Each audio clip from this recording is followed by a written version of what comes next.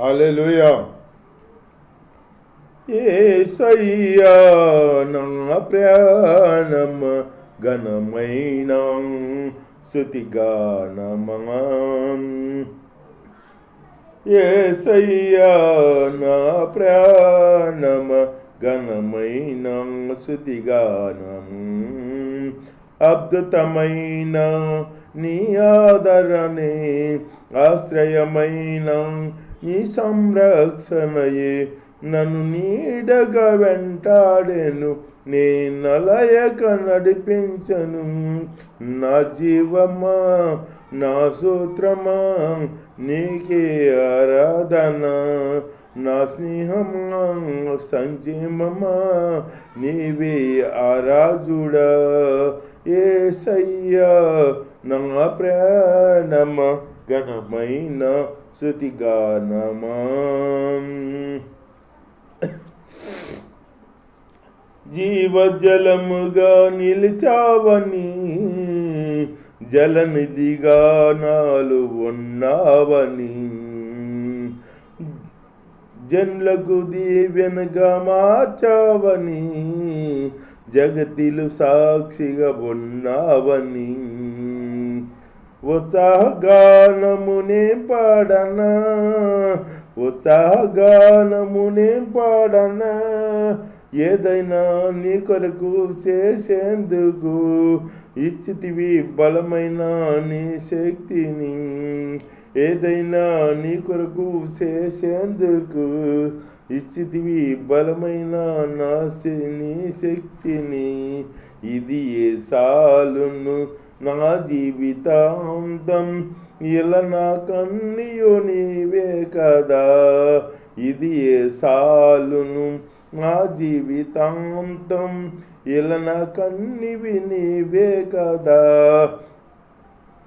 యేసయ్యా నా ప్రాణమ ఘనమైన స్తుతిగానమా. యేసయ్యా నా ప్రాణమ ఘనమైన స్తుతిగానమా. అద్భుతమైన నీ ఆదరణ, ఆశ్రయమైన నీ సంరక్షణ నన్ను నీడగా వెంటాడెను, నీ నలయక నడిపించెను. నన్ను నీడగా వెంటాడెను, నే నలయక నడిపించను. నా జీవమా నా సూత్రమా నీకే ఆరాధన, నా స్నేహము సంజీవము నీవే ఆరాజుడా. యేసయ్యా నా ప్రాణమ ఘనమైన స్తుతిగానమా. హల్లెలూయా. దేవుని స్తోత్రం. మీ అందరికీ వందనాలు. దేవుని మాట్లాడదాం హుసేబు. దావీదు బుద్ధి కలిగి, మంచి బుద్ధి కలిగి మనం ఉండాలన్నమాట. దేవుడు భక్తి శాతం అంటే కాదు, దేవుని మనసు తెలుసుకోవాలి. దేవుని మనసు తెలుసుకున్నాడు దావీదు. దేవుని మనసు తెలుసుకున్నాడు కాబట్టి దేవుడు చెబుతున్నాడు, నా ఇష్టానుసారమైన నా హృదయానుసారైన మనుషుడు అంటున్నాడు దేవుడు. యేసయ్య దావీదుని ఆయన దేవుడు హృదయానుసారైన మనుషుడు అంటే దేవుడు ఉద్దేశం ఏమై ఉందో దావీదు తెలుసు. దేవుడు ఏం చేయాలనుకుంటున్నాడో అది దావీదు ముందే చేసేసేవాడంట. అందుకనే నా ఉద్దేశం అంతా నెరవేర్చున్నాడు నా బిడ్డ దావీదు, నా ఉద్దేశానుసారైన మనుషుడు అని చెప్పాడన్నమాట. అట్లాగే దావీదులాగా మనం ఉండాలి, దేవుడికి ఉదయానుసారిగా ఉండాలన్నమాట. శత్రువు బిడ్డగాడ ప్రేమిస్తున్నాడు కదా, ప్రేమించి నా భోజనం బల్ల దగ్గర సదాకాలం భోజనం చేయమంటున్నాడు దావీదు. అట్లాగే మనం శత్రువుకి పిలిచి భోజనం పెట్టాలి. శత్రువుకి పిలిచి భోజనం పెట్టే బిడ్డగా ఉండాలి మనం. భోజనం పెట్టే బిడ్డగా ఉండాలన్నమాట. అంతేగాని శత్రువు వస్తుంటే మనం అటు వెళ్తాం ఇటు వెళ్తాం, ముఖం సాటేస్తాం కాదు. నీ శత్రువుకే నీ వందనాలు చెప్పాలి. వందనాలు చెప్తే అప్పుడు నిజమైన విశ్వాసం అనిపిస్తావు నువ్వు. అంతేగాని ఆ మనిషి వస్తున్నాడని నువ్వేమో ఆ పక్కంట అటు వెళ్ళిపోతే అదేంటి, అదేం బుద్ధి అంట. మనుషులు ప్రేమిస్తారు కానీ పగపట్టరు. పగపట్టేది ఒక పామే పగపట్టేది. పాము లేక పగపట్టే బుద్ధి మనకు ఉండకూడదు. మనం దేవుడి బిడ్డలం, మనుషులు. మనం సాధ్యం ఉన్నంత వరకు తోటి వాడిని ప్రేమించాలి. ప్రేమించే మనసు కలిగి ఉండాలన్నమాట. ప్రేమించే బుద్ధి కలిగి ఉండాలి. ప్రేమిస్తూ మనం దేవుడి భక్తి చేయాలి. అంతేగాని దేవుడి భక్తి చేస్తున్నాం చాలులే, తోటి వాడిని ప్రేమించక్కర్లేదులే అనుకుంటే అట్లాగా అదే ముఖ్యం.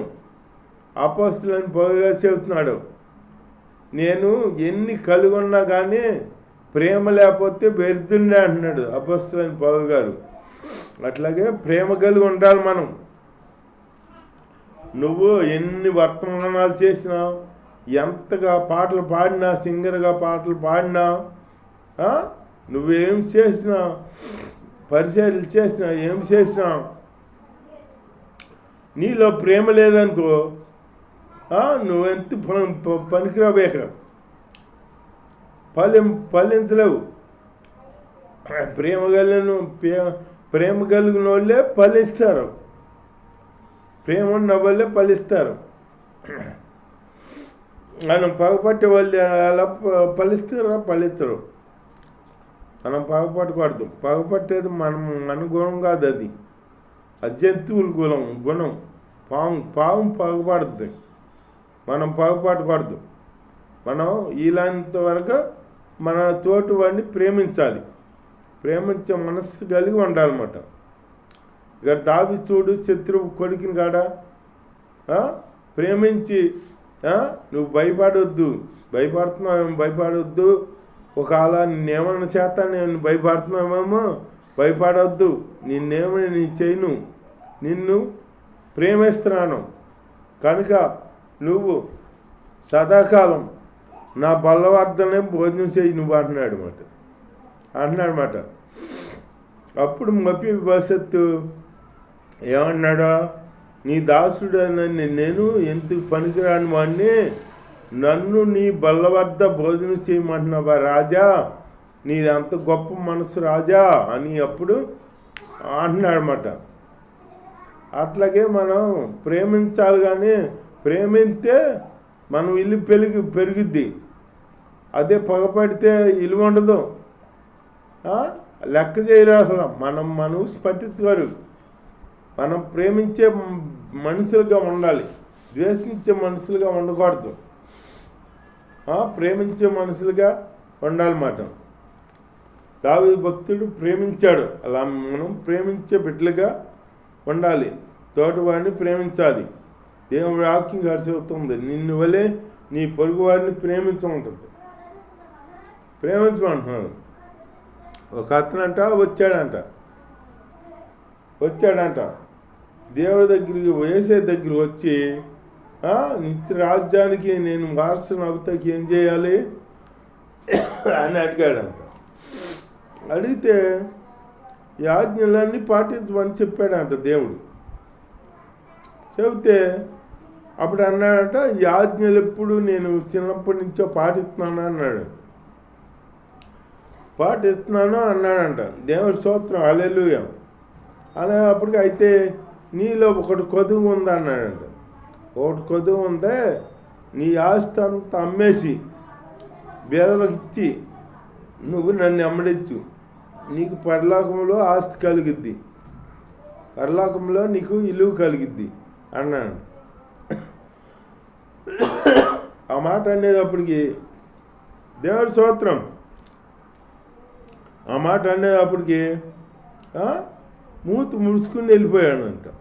మూతి ముడుచుకుని వెళ్ళిపోయాడని ఉందో బైబిల్లో. మూతి ముడుచుకుని ఎందుకు వెళ్ళిపోయాడు? అతను మిక్కిలి ఆస్తి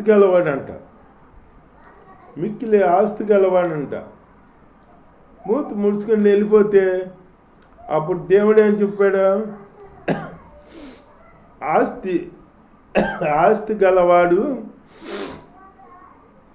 దేవుడి రాజ్యంలో ప్రవేశించుట కంటే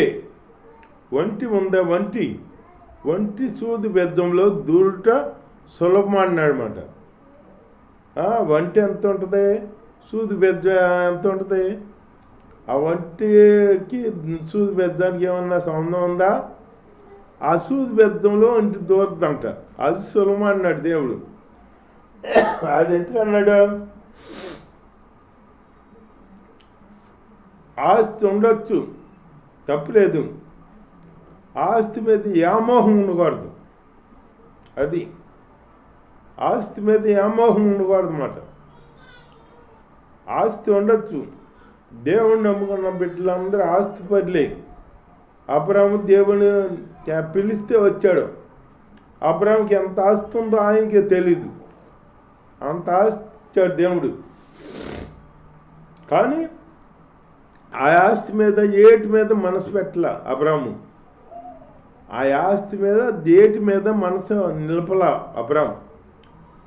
ఆస్తి గోటితో సమంగా చూశాడు అనమాట అబ్రాహము. దేని కొరకు చూశాడంటే, దేనికి నిర్మాణకుడు, సృష్టికర్త, నిర్మాణకుడు శిల్పి అయి ఉన్నాడో ఆ పునాదులు గల పట్టణం కొరకు చూశాడంట. ఆ పునాదులు గల పట్టణం కొరకు ఎదురు చూశాడంట. అట్లాగే మనం పరలోక రాజ్యం కొరకు ఎదురు చూడాలి. అంతేగాని మనం దీని డబ్బు కోసము, లేకపోతే ధనం కోసమో, లేకపోతే ఆస్తి కోసమో, లేకపోతే మనుషులు పలుబాడు కోసమో, వీటి కోసం చేయకూడదు. మన భక్తి ఈ లోక ఆశీర్వాదం కొరకు కాదు మనం చేసేది. ఈ లోక ఆశీర్వాదం ఉంటుంది. నీకు కావాల్సిందేంటి? పరలోక ఆశీర్వాదం కావాలి. పరలోకంలో జీవగంధంలో నీ పేరు ఉందా లేదా అది చూసుకోవాలి. ఒకసారి దేవుడు ఇట్టగా అన్నాడు యేసయ్య. శిష్యులు అన్నారంట, నీ పేరట మేము దెయ్యాలు కాడ బదులు పడుతున్నాము, వెళ్ళిపోతున్నాయి అంటే దెయ్యాలు వెళ్ళిపోతున్నాయని మీరు చూడక మీ పేరు జీవగంధం ఉందో లేదో అది చూసుకోండి అన్నాడంట. అట్లాగే జీవగంధంలో ఉండాలి మన పేరు. ఉంటే అప్పుడు దేవుడి లెక్కలో ఉన్నట్టు. అంతేగాని ఈ లోకంలో ధనము సంపాదించి ధనం చుట్టూ తిరుగుతూ ధనమే నాకు ముఖ్యం అని అంటాడు చూడు. ఒక్కొక్కరు నాకు కలిపి నాకు దేవుడు అన్నాడంట. ఒక అతను కావాలంటే ఒక పెద్ద పొట్ట బాగా పెరిగిందంట. ఆ పొట్ట యేసు గారిని ఆ పొట్ట పట్టుకోమంటే ఆ పొట్ట ఎక్కడ దొరుకుతుందంట. ఆమె ఇప్పుడు అన్నాడంట, యేసు గారు బైబిల్లో ఉంది కదా, నీ కలిపే నీకు దేవుడని. అందుకే నాకు కలిపే నాకు దేవుడు, నాకు కలిపే నాకు దేవుడు అన్నాడంట. ఇంత పట్టు వచ్చేసిందంటే అందరికి. మరి ఆ పట్టుతో ఎలా ఉంటున్నాడు ఏంటో మరి. నీ కలిపేది నీ దేవుడు అన్నాడు చూడు. అట్లాగే నాకు కలిపే నా దేవుడు అంటున్నాడు అతను. అట్లాగే మనకు కలిపే మనకు దేవుడు కాకూడదు, మనకి ఏది ముఖ్యం కాకూడదు. మనకి పరలోకం కొరకే మనం వేసి చూడాలి. మనం చేసే భక్తి ఈ లోక ఆశీర్వాదాల కోసం కాదు మనం చేసేది, పరలోకం కొరకు మనం చేతనం గట. ఆ పరలోకం చేరాలి, మనం ఆ పరలోకం స్వతంత్రించుకోవాలి. అది మన ముఖ్య అంశం.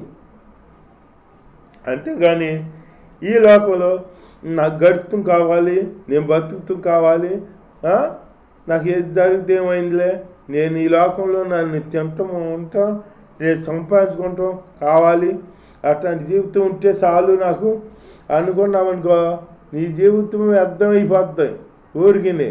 అట్లా ఉండకుండా మనం దేవుడిలో పరలోక సంబంధంగా జీవిద్దాం. దేవుడి యొక్క దీవించగా